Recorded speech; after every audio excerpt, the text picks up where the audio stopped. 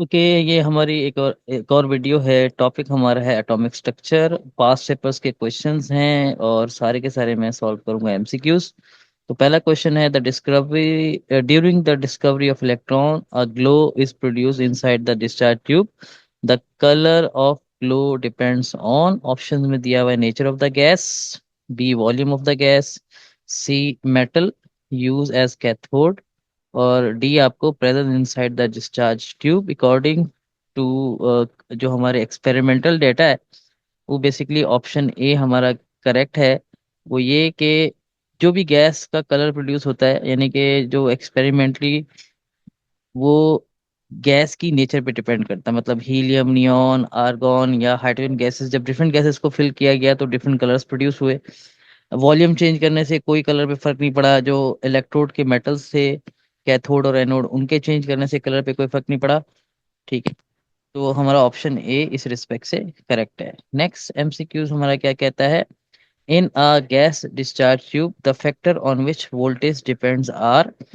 Option A है length of the tube, two है present in pressure inside the tube, third हमारे पास जो स्टेटमेंट है वो type of gas inside the tube, fourth हमारे पास दिया हुआ है type of metallic electrode used. अच्छा, और ऑप्शंस में हम हमें सिर्फ दो ऑप्शन सेलेक्ट करने हैं जो कि डायरेक्टली वोल्टेज पे डिपेंड करते हैं। एक तो हमारा प्रेशर है। उसका रीज़न ये है कि ऑलरेडी जब हम डिस्चार्ज ट्यूब एक्सपेरिमेंट जो है लो प्रेशर पे ही कैथोड रेज मूव करती हैं, यानी कि प्रेशर के कम या ज़्यादा करने पे ही रेज प्रोड्यूस होती हैं। तो पहला ऑप्शन जो मैं सेलेक्ट करूंगा प्रेशर इनसाइड द, और दूसरा टाइप ऑफ द गैस। उसका रीज़न ये है, जब कैथोड रेज मूव करती हैं तो वो गैस के पार्टिकल्स को आयनाइज करती हैं। और डिफरेंट गैसेस को की आयनाइजेशन डिपेंड करती है उनके नंबर ऑफ इलेक्ट्रॉन जो उनके पास मौजूद होते हैं। तो वहाँ वोल्टेज कम ज़्यादा, यानी कि सबसे कम आयनाइजेशन चाहिए होती है हाइड्रोजन को। लेकिन अगर आप हैवियर गैसेस ऐड करते जाते हैं तो वहाँ पर पोटेंशियल भी आपको ज़्यादा चाहिए होता है। तो डायरेक्टली जो हमारा लिंक बनता है वो ऑप्शन, यानी कि स्टेटमेंट टू और थ्री।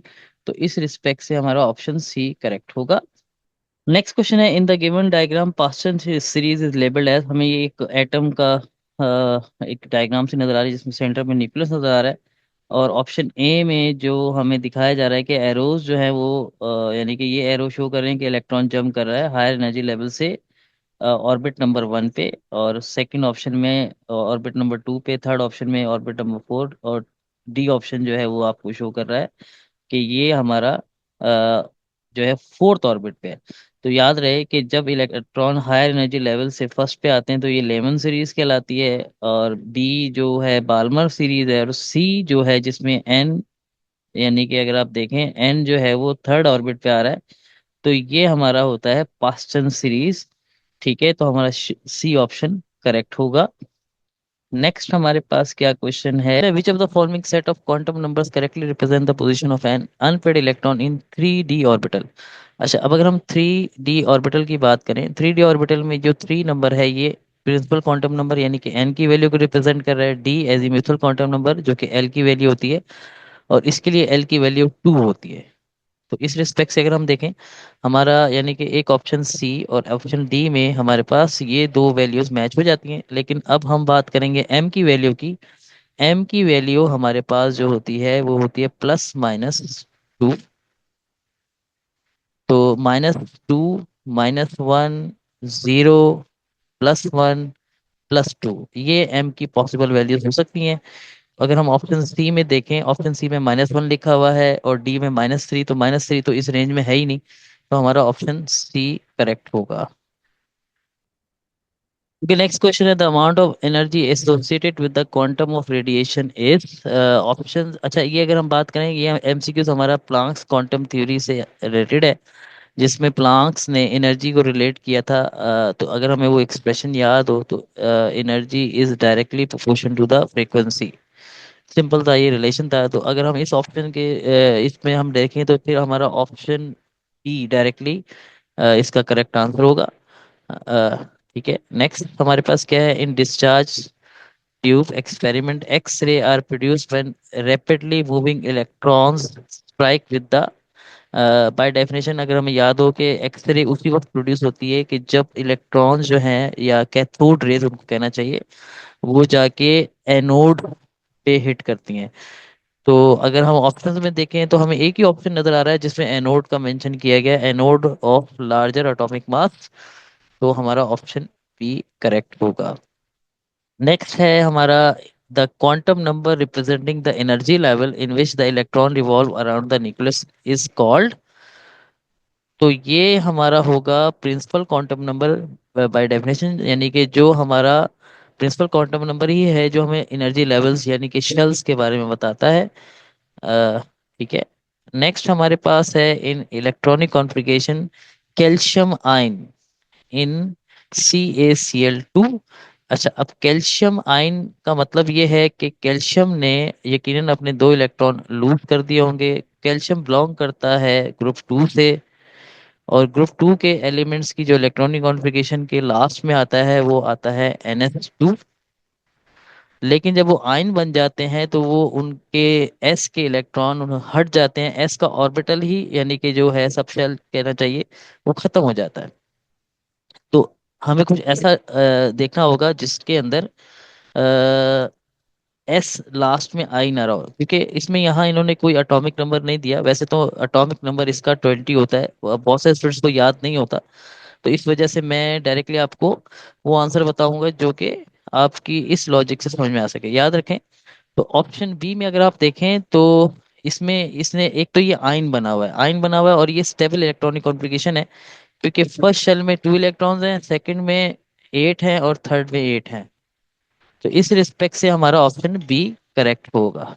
Okay, next question है the spectral lines of X series are produced in Y region when an electron jump from n equals to 5 to n equals to 3 energy level, or the based on the given information the X series and Y region are represented। ये हमारी basically एक hydrogen spectrum की series की बात हो रही है, क्योंकि ऑप्शन में जो हमें बाल्मर प्यूफेंड लेमन और पास्टन सीरीज नजर आ रही है। बेसिकली जो बाल्मर सीरीज होती है वो हमारे पास, बाल्मर सीरीज में एन की वैल्यू जो ग्राउंड स्टेट लेवल होता है वो होता है हमारा 2।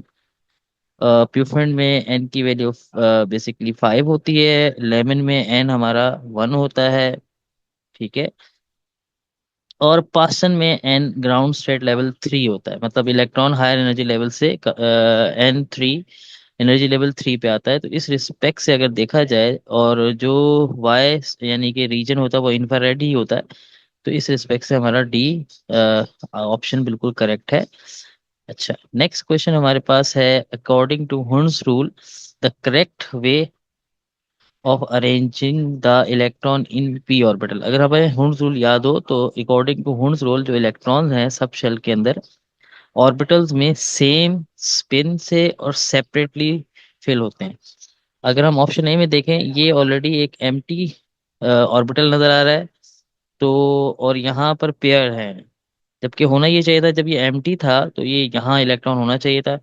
ऑप्शन बी में हमारे पास सब बेसिकली सेपरेटली फिल्ड है, लेकिन स्पिन जो है वो सेम नहीं है। जो सेंट्रल इलेक्ट्रॉन आपको नजर आ रहा है, इसकी स्पिन जो है वो अपोजिट स्पिन है, तो ये भी गलत होगा। इसी तरीके से सी ऑप्शन में अगर हम देखें, अगेन एक एम्प्टी ऑर्बिटल है 2p का, जबकि होना ये चाहिए कि ये पेयर ऑफ इलेक्ट्रॉन यहाँ से यहाँ एक जंप कर जाता। तो लेकिन अगर हम डी ऑप्शन में देखें कि अकॉर्डिंग टू हुन्स रूल हमारे पास तीनों अनपेयर्ड इलेक्ट्रॉन सेपरेटली फिल हैं और तीनों की सेम स्पिन है। तो इस रिस्पेक्ट से हमारा ऑप्शन डी करेक्ट है।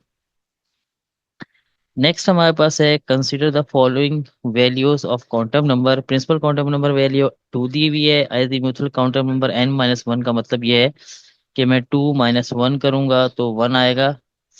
और जब 1 आएगा, और इसके अलावा जो मैग्नेटिक क्वांटम नंबर इसके बनते हैं वो -1 0 और +1 दिया हुआ है। और याद रहे कि जब एन जी म्यूचुअल क्वांटम नंबर की वैल्यू 1 होती है तो हम बात कर रहे होते हैं पी सब शेल की। तो इस रिस्पेक्ट से हमारा जो ऑप्शन बनता है बी, यानी कि 2p की बात हो रही है, क्योंकि यहाँ पर जो n है हमारा 2 है। ठीक है।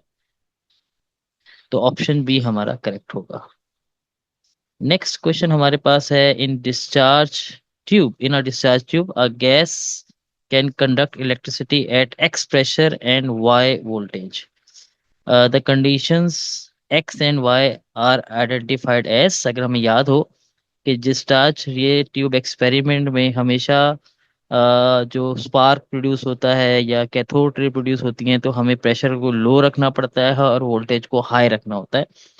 तो अकॉर्डिंग टू दिस हमारे जो ऑप्शन ए है वही करेक्ट है, क्योंकि उसमें हमारा एक्स प्रेशर लो है, वाई वोल्टेज हाई है। तो हमारा ऑप्शन ए करेक्ट होगा। नेक्स्ट हमारे पास है the incorrect description about cathode rays is that they, option A में दिया हुआ है move in a straight line and can penetrate through thin metal sheet. ये करेक्ट है, जबकि हमें इनकरेक्ट की रिक्वायरमेंट है। ऑप्शन बी देखते हैं, are independent of the nature of gas used in the discharge ray tube. Basically ये भी हमारे पास करेक्ट स्टेटमेंट है, क्योंकि कोई भी गैस हो, इलेक्ट्रॉन तो हर गैस के होते हैं, एक ही जैसे होते हैं, तो वो डिपेंड नहीं करता है गैस की नेचर पे। तो ये भी हमारा करेक्ट स्टेटमेंट है, जबकि हमें इनकरेक्ट चाहिए। सी है, are attracted toward the positive terminal in an electric field. ये स्टेटमेंट भी हमारा करेक्ट है, और हमें इनकरेक्ट चाहिए, क्योंकि रीजन सिंपल सा ये है कि कैथोड रे हमेशा एनोड पर पॉजिटिव टर्मिनल की तरफ ही अट्रैक्ट होती हैं, क्योंकि उन पे नेगेटिव चार्ज होता है। अब अगर हम देखते हैं ऑप्शन डी, वो है remain unaffected in an applied magnetic field. ये स्टेटमेंट इनकरेक्ट है, क्योंकि मैग्नेटिक फील्ड और इलेक्ट्रिक फील्ड दोनों फील्ड से जो हमारी कैथोड रेज है वो बेंड हो जाती हैं। तो ऑप्शन डी हमारा इनकरेक्ट और हमारे एमसीक्यूज के रिस्पेक्ट से करेक्ट ऑप्शन है। नेक्स्ट हमारे पास क्या है, the magnetic quantum numbers value of 3D orbital. अगर हमें याद हो, इसमें डी ऑर्बिटल है, डी की जो हमारी एल की वैल्यू होती है वो 2 होती है। ठीक है, तो 2 कैसे आयनाइज होगा, -2, -1, 0, +1, +2। तो ये 5 ऑर्बिटल्स हमारे पास डी के बनते हैं। तो इस तरह से ऑप्शन सी हमारा करेक्ट है। नेक्स्ट है, in discharge tube the positive rays are produce when the high speed electron strikes the. अगर हमें याद हो कि पॉजिटिव रेज हमेशा गैस की आयनाइजेशन से बनती हैं, तो इस रिस्पेक्ट से अगर हम ऑप्शन ए देखते हैं, एनोड, एनोड से इसका कोई ताल्लुक नहीं है। B glass wall opposite to the cathode, इससे भी टकराने से नहीं बनती। अगर हम ऑप्शन सी को देखते हैं, molecule of the gas in close in the tube, by definition जो हमारे पास गैस मौजूद होती है उसी की आयनाइजेशन से हमारी पॉजिटिव रेज प्रोड्यूस होती हैं। नेक्स्ट हमारे पास है, मतलब इसका ऑप्शन हमारा सी ऑप्शन करेक्ट था। अच्छा, नेक्स्ट हमारे पास क्या है, it is impossible to determine the exact position and the momentum of a moving electron around the nucleus of an atom simultaneously. This statement represent, basically ये statement है Heisenberg uncertainty principle, जो कि ये बताता है कि हम एक ही वक्त में एग्जैक्ट पोजीशन और मोमेंटम किसी भी इलेक्ट्रॉन का एग्जैक्टली मालूम नहीं कर सकते। अगर हम यानी कि पोजीशन मालूम कर लेंगे, तो जो उसका मोमेंटम है वो अनसर्टन हो जाएगा। इस वजह से इसको अनसर्टेनिटी प्रिंसिपल भी कहते हैं। ठीक है, तो हमारा ऑप्शन डी इस एमसीक्यू का करेक्ट है। नेक्स्ट हमारे पास है, the Henry Moseley did the systematic study of X-ray in the year 1913। According to his study, X-rays of shorter wavelength can be generated by. ठीक है, एक्स रे जो है वो बेसिकली उस वक्त जनरेट होती हैं जब कैथोड रेज बेसिकली एनोड पर जाके हिट करती हैं। तो अगर हम अपने ऑप्शंस देखें, तो हमारा सिर्फ ऑप्शन ए ही है, using an anode of higher atomic number, या एटॉमिक मास भी हम यूज कर सकते हैं, लेकिन मोजले के हिसाब से ये एटॉमिक नंबर का स्टेटमेंट बनेगा।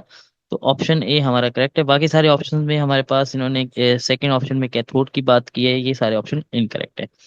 अच्छा जी, अब हमारा इस लेसन का आज का लास्ट एमसीक्यूज है, the D Broglie wavelength of the particle can not be calculated by.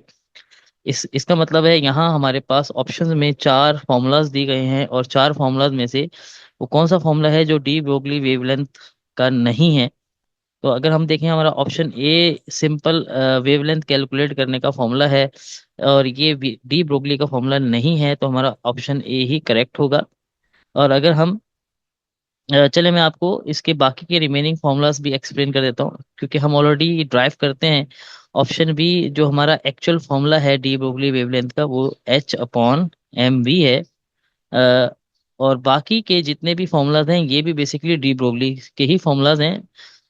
इसको हम इस तरह से सिंपलीफाई करके एक्सप्लेन कर सकते हैं। जैसे ऑप्शन सी में देखें, हमारे पास फॉर्मूला दिया हुआ है H/√2।